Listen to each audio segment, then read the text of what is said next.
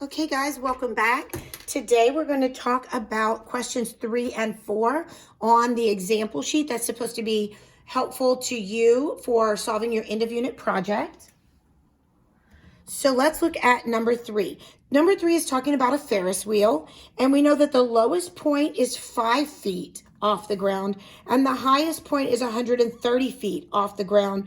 And we know that one full rotation is 8 minutes, which I put a P there because that represents the period. They want us to find A, B, and C and show your work as to how you found them.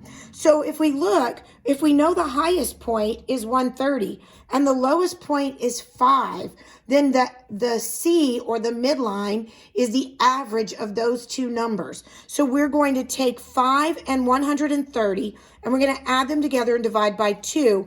And we find out that our C, which is our midpoint or our midline, is 67.5. So that would be the midline right in the center of our sketch. Y equals 67.5.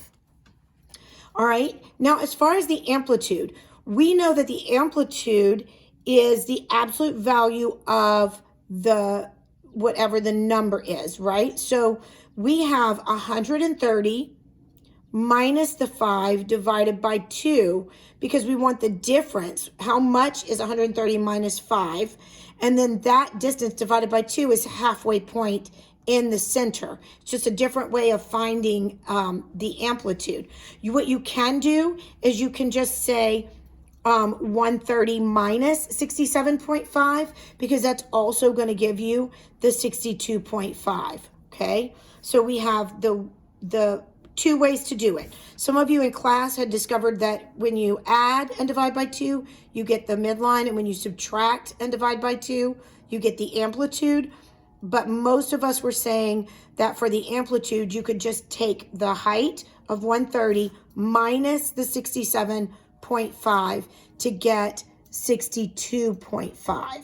Okay, so that's how we find our amplitude. All right. And then as far as the period goes, we know the period was 8. So in order to find the frequency, which is B, we just do the P times B equals 2 pi formula. And then again, they're just dividing by 8 and then telling us that the frequency is 2 pi over 8, which reduces to pi over 4.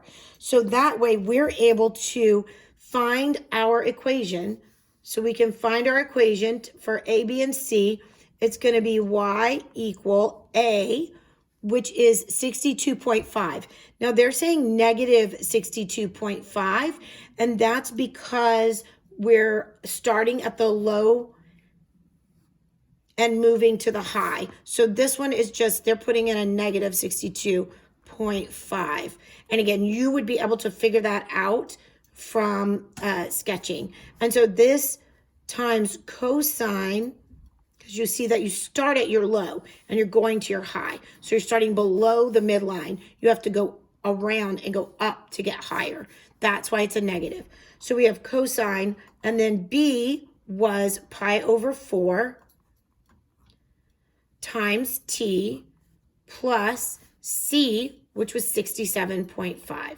So that's actually your equation. And again, why is that a negative? Well, because when we started on the ride, it says you're going to start at your lowest point. So we know that you have to start drawing below that midline.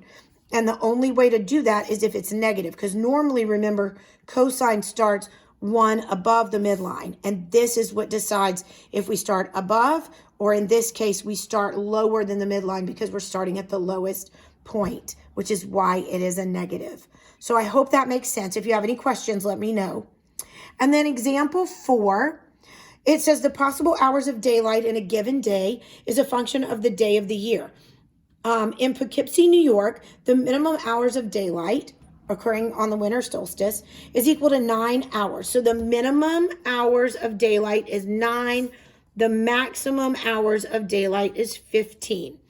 So it says if they would be modeled as a sinusoidal equation, what would be the amplitude? Well, remember, the amplitude can be found from finding out what our midline is and then going up or down from there. Or the other way was to just subtract the 2 and divide by 2. So if we take our maximum number of hours minus our minimum and divide by 2, then we get 3 as our answer. So the answer is 3. So I hope this was helpful with you going through these. If you need to refer to the answers as well, it's attached. It just doesn't have all my writing added into it. It's just the original document that I didn't write in, that had just the answers only. Again, please use all of your resources, ask me questions, and make sure you get that end of unit project submitted on time, Friday at 9 a.m. Thanks, and I'll see you soon.